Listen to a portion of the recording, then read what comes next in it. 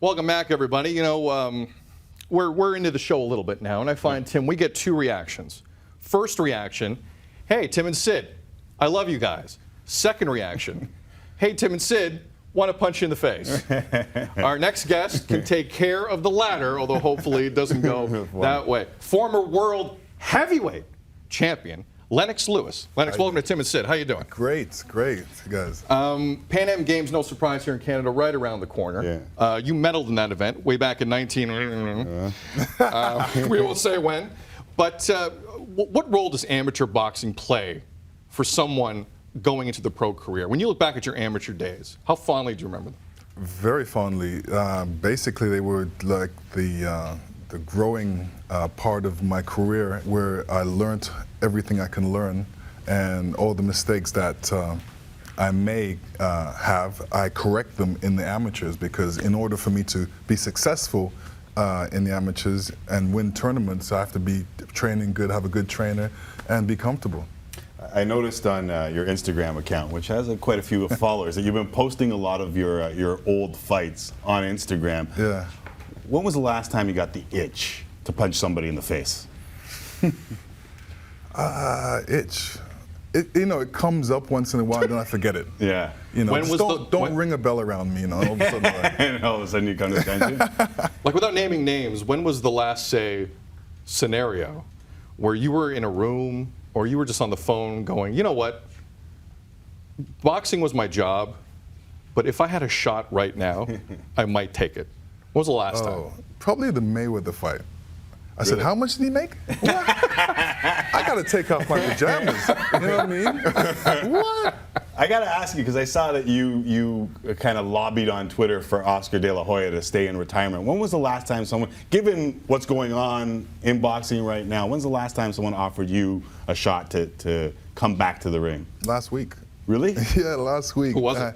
And I can't tell you. But, you know, talking about Oscar, the reason why I think Oscar shouldn't come back to boxing is because of the way he went out.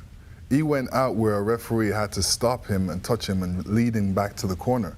And, I felt that was like, okay, if a ref has to do that, then that means your career is done. You can't see the punches that are coming at you. And then all of a sudden, he did retire after that. But in my retirement, it was different. I retired myself. Right. So, I'm allowed to come back if I so choose. I'm not choosing to at the moment. You won your last. You won your last. Do you ever regret that? Do you ever regret walking away when you did? But No, not really, because, growing up, Muhammad Ali was my hero, and everybody said that, when I spoke to people and told people that Muhammad Ali was my hero, they said, oh, don't you think he carried on a bit too long? And everybody I came in contact with was saying that. So for me, I said, I wanted to retire on top, and this is what I wanted to do. And I wanted to retire undisputed as well. The last fight you were offered, last name rhymed with Blitchko? Yes. It rhymed with Blitchko? Yes, it did. All right. It's funny that's the case. But that takes us into kind of where the heavyweight division is, because I mean, growing up, Tim and I, right? Yeah. We're talking Tyson, we're talking you. There was never a dull moment. Right. And I found it interesting, and you bring up Mayweather Pacquiao. The week before that fight at Madison Square Garden, Vladimir Klitschko comes back and takes on Brian Jennings. Now, off the top of you were there. So what was it, like 7 years since Vladimir Klitschko had fought in America? Right. He'd stayed in Europe, beat everyone. There's no way that it's a coincidence. A week before a $300 million fight, Vladimir Klitschko now says, you know what? Maybe my brand in the United States isn't what it should be. Maybe I should go there and start to become the next non-American to kind of start to grab people. Do you think foreign fighters look at that payday and say, I'm nuts? A guy like Golovkin, who's now really making his way up, these guys are looking at that payday saying, I could be next? Yes, of course. I mean, it generates a lot of interest from boxers that are coming up and that are stars right now, because they're looking at that and say, that's what they want to reach. They want to reach where they make a lot of money, because that's what they're in the sport for. And, as far as Klitschko coming back to America, my thought about that is, when you come back to America, and you've been away for so long, you got to come back with a bang. You got to come back trying to knock these guys out, because this is what the public, especially the American public, wants to see. So that's what I find that's, he's lacking at the moment, that knockout power. This is what the Americans love. This is why he had to box in Europe for such a long time. Sounds familiar. Sounds like someone else the Americans were asking to knock out people, and you ended up doing that. Is there a fighter right now? A lot of people are talking about Mayweather Pacquiao being the last big fight. Is there other fighters right now that capture Lennox Lewis's attention and say, I put a few dollars down to see that guy fight? Yeah, there's a couple out there, and they're out there. They've been out there a while, and they're going to come back showing what they've got. I don't want to mention any names because there's a lot of them, and I don't want to get anybody upset. But there's a lot out there that even the new ones that people are really putting their money on. When they say that Mayweather Pacquiao is the last big fight in boxing, what is that? What do you say to that? I say that's the first one. There's going to be many. You know, when they were talking about the Mayweather fight, that was a super fight. They were saying that. I was like thinking about Sugar Ray Leonard, Marvelous Hagler. You know, these guys are super fighters, and if they were here today, they would be in super fights as well. Do you think Mayweather Pacquiao, the way it happened, with all the attention on it, and it turned out to be a fight, was it good for the sport? Was it bad for the sport? I think it was both. It was good for the sport in the sense that showing that it's still alive, it's not gone anywhere, and it can generate so much dollars. You have to look at the fact that, you know, boxing's the only sport that they have champions, and they stay champions a long time. So you can really be the king of your weight class if you want to. So in that sense, and it had the whole world attention on this fight. I told everybody how it was going to be. You know, it's difficult to box against Mayweather because he moves so well, and I didn't see where Pacquiao really could, you know, contain him and catch him. And I was actually disappointed in Pacquiao. You know, I thought I was going to get a lot more out of him. You know, this is the man that everybody wanted to see to beat, you know, Mayweather. Everybody was on the edge of their seat waiting for this to happen. And then, you know, I was shocked that he had him up against the ropes and then he backed off. And then, you know, the big shoulder cry afterwards, you know, shouldn't really have said anything because it was just, you know, I think it was silly. But then I said, you know, if anybody had a shoulder injury and had a fight for $80 million coming up, plus this guy would have done it. I would have done it for $40. Yeah. This is a man you've been trying to get in the ring for how many years? Yeah. You know, the whole world wants to see this fight. You know, there's no way he could really say, I hurt my shoulder, and, you know, we got to postpone the fight. So he's in a difficult position. This is what happens. You said you're an Ali dude. You were pretty good in your time. When Mayweather says he's the GOAT, what's your response? I say, everybody says they're the greatest. You know, I'm the greatest since Muhammad Ali. So, you know. Well, George Foreman said you were the greatest of all time after your fight with Tyson. Quite a compliment. Thank you, George. Quite a compliment accepted. But when Mayweather says it, then a lot of people think it's just part of his act, and the act's worked. I mean, look how much he got paid for that fight. He's made everyone. He's trafficking in people's hate. But do you think that that's just part of the show, or he really believes it? Does it insult you? It doesn't insult me because he's not a heavyweight. Right. So if he was a heavyweight and he could dance better than Muhammad Ali, then okay, I'll, you know, kind of look at him kind of differently. But he's not. Mayweather's now 48-0. In my mind, now I'm not a fighter, but I know a little bit about marketing. Not much, not even close. Right. But I could tell you, going out at 50-0 is the sexiest thing ever. If you're advising Mayweather, how many more fights? Well, you know, right now, I can say that to the Klitschko brothers. You know, how many more fights? Because he's boxing guys that have lost 3 times, boxing guys with low ranking records. If I was talking to Mayweather, I'd say, as long as you feel good, keep going. And, you know, he's out to set records. Why not set a record even higher? You know, he's talking about, oh, he's going to stop at 50. Yeah, he's just saying that. Because all of a sudden, when everybody's going to say, oh, well, why don't you go one more? Why don't you go one more? Because that's the drug of the sport, people telling you, yo, go one more. And he's going to feel it, and he's going to want to do it. You had an extended and a very good amateur career. You had a great pro career. I'd love to talk a little bit about your fights. Who's the toughest guy that you ever got in the ring with? Oh, myself. Yeah. So you fought. I'll change it. Okay, toughest guy in the ring that wasn't you. Toughest guy that wasn't you. You know, I can never really answer that question. It's always a question that people ask me. Who's the hardest hitter? Who's the toughest guy? You know, every fight that I fought, I trained especially just for that man. So if the guy had a left hook, I would be training, keeping this right hand up all the time.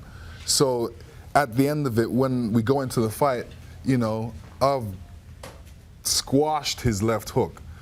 After his left hook, he has nothing else. But, you know, for me, I like to say I've got an arsenal filled with punches I can throw at any given moment. The thing I respected most about you as a fighter was you always seemed very calm, composed, and that you stuck to your game plan. And I rewatched the Tyson fight again, and early on, you came out with more passion than I had seen. Did something change in you when you fought Tyson early that brought a little more passion than you were used to into the ring? You're talking about the first rounds? Yeah. You know, it was funny because, you know, Tyson's been out of the scene for a while, and he's coming back, and everybody's saying he's the best, and I'm like, I'm the champion. I've been the champion for how many years? Why are you saying this? So mentally, I said to myself, I'm going to go out and show him that, you know, I'm the king of the ring. And at that time, he was coming at me, showing me the same thing. So I was like, wait, I'm a five-dimensional fighter. So why am I being one-dimensional right now? So then I kind of gave, and I realized, whoa, all I need to do is box. Go out there and box and do what I do normally. You know, let him come, because when he comes, I'll just squash him again and push him backwards. So that's that. You know, when I look back at that fight, I was like, ah, man, I'm upset that I actually came out that way. But, you know, maybe I needed to come out that way to show him that, yo, he's coming as a force. He's going to come up against a force bigger than him. I'm the kind of guy, when I watch a fight, the hype to me is as interesting as the fight. And at the announcement, when you guys are looking at each other, and Tyson then just walks right over, I've always wanted to ask you what really kind of happened there. Like, was there a plan in place, and then some guy just takes a swing? And it was cut off by the ring. Like, I know you're talking about the press conference before our fight where they announced me and they announced him. You know, he came walking over to me, and I kind of found it strange. We actually felt something was going to happen at that time, and we told HBO, you know, there should be more security there. They said, yeah. So anyway, this is what happened. So he walked over to me. My security stopped him. He took a swipe at my security. So to me, that's like waging war. So, you know, we got into a tussle. All of a sudden, everybody was in there. I felt some pain on my leg. And I looked down, and Mike Tyson was biting my leg. And I was like, yo, he's biting my leg. And then my security gave him a couple of elbows for him to let go.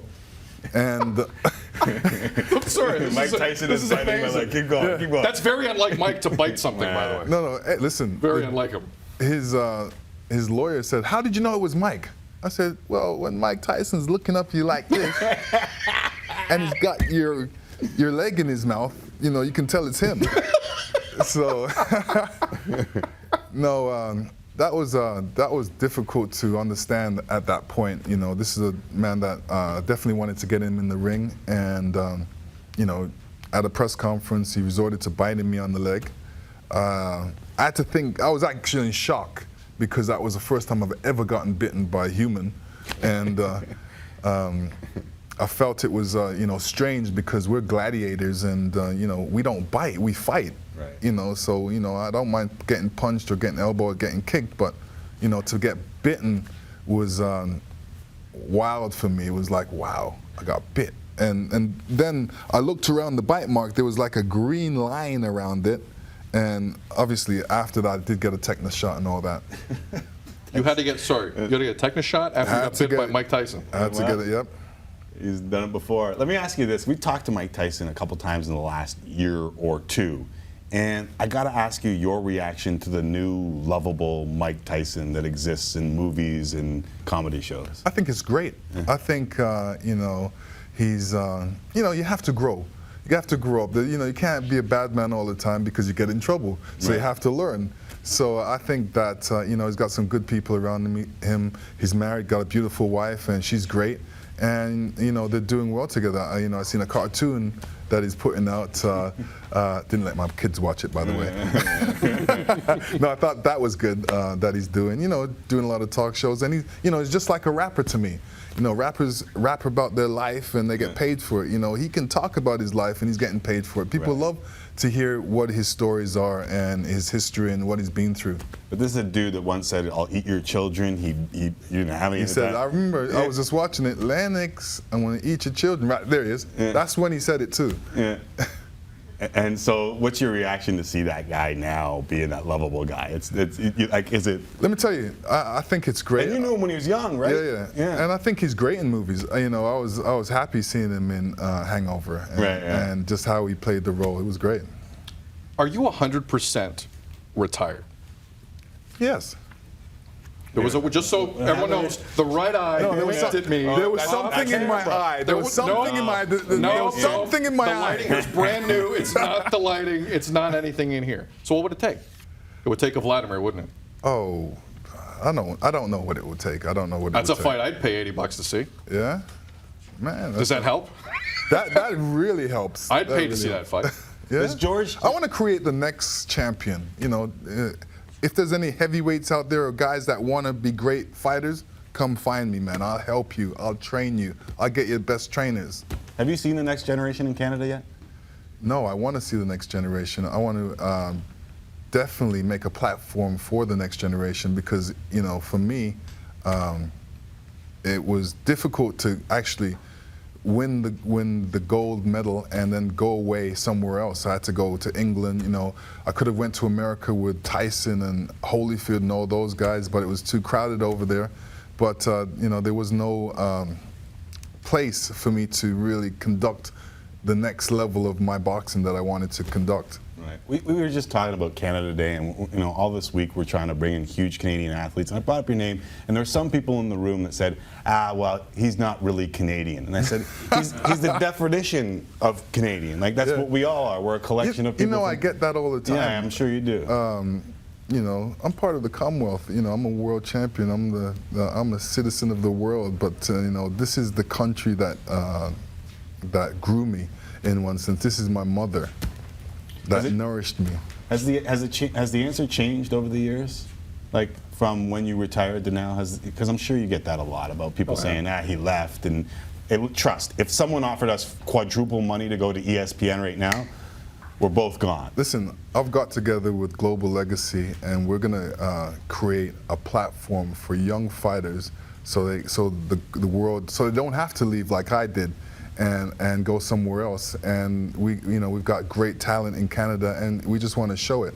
And before the next generation of fighters are gone, we want to create the next generation. So what helps you need to do that before we let you go? What's the message you want to get out there for that? That definitely support us and come see us, because we want to put on some great promotions and great fights, and we want to put on Canadian talent all around Canada. And show what kind of talent we have in this country. Once a champ, always a champ. Champ, thank you very much for doing this with us. We really appreciate it. Former world heavyweight champion, Lennox Lewis, here on Tim and Sid. Ooh,